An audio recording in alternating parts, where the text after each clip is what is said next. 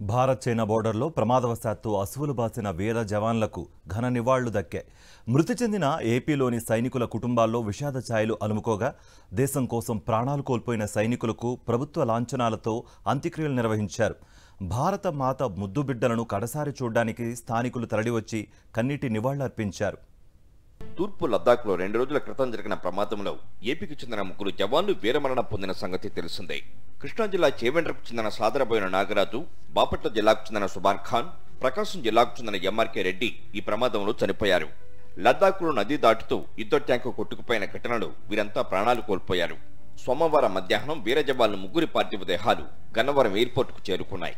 అక్కడే వీర జవాన్ల పార్థివ దేహాలకు గవర్నర్ అబ్దుల్ నజీర్ తరపున జేడీసీ మేజర్ దీపక్ శర్మ పుష్పగుచ్చం సమర్పించి నివాళులర్పించారు. గన్నవరం ఎయిర్పోర్ట్లో టెర్మినల్ వద్ద ఆర్మీ లాంఛనాలతో అధికారులు నివాళులర్పించారు. అనంతరం ప్రత్యేక ఆర్మీ వాహనాల్లో పార్థివ దేహాలను స్వస్థలాలకు తరలించారు. కృష్ణా జిల్లా చేవెండ్రకు చెందిన సాదరబోయిన నాగరాజు మృతదేహాన్ని ఆర్మీ అధికారులు స్వగ్రామానికి చేర్చి అతని కుటుంబ సభ్యులకు అప్పగించారు.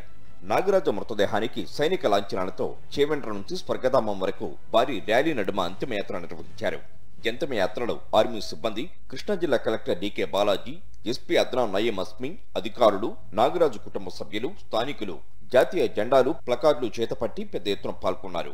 అనంతరం నాగరాజు అంత్యక్రియలను సైనిక లాంఛనాలతో అధికారికంగా నిర్వహించారు. 3 సార్లు గాలిలోకి కాల్పులు జరిపి ఆర్మీ సిబ్బంది, అధికారులు నాగరాజుకు తుది వీడ్కోలు పలికారు. బాపట్ల జిల్లాకు చెందిన సుబాన్ ఖాన్ పార్థివ దేహం సాయంత్రం 6 గంటలకు ఇస్లాంపూర్కు చేరుకుంది. సుబాన్ ఖాన్ ను కడసారి చూసేందుకు గ్రామస్తులతో పాటు సమీప ప్రాంతంలోని స్థానికులు వచ్చి పూలమాలలు వేసి నివాళులర్పించారు.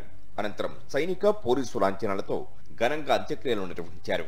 ప్రకాశం జిల్లాకు చెందిన ఎం రామకృష్ణారెడ్డి అంత్యక్రియలు ఇవాళ స్వగ్రామంలో జరగనున్నాయి. లద్దాఖ్ ప్రమాదంలో వీరమరణం పొందిన జవాన్ల మృతిపై వైఎస్ జగన్మోహన్ రెడ్డి దిగ్భ్రాంతి వ్యక్తం చేశారు. జవాన్ల కుటుంబాలకు ప్రగాఢ సానుభూతి తెలిపారు వైఎస్ జగన్. మృతి చెందిన జవాన్ల కుటుంబాలకు ₹1 కోటి ఆర్థిక సహాయం చేయాలని రాష్ట్ర ప్రభుత్వానికి వైఎస్ జగన్మోహన్ రెడ్డి విజ్ఞప్తి చేశారు.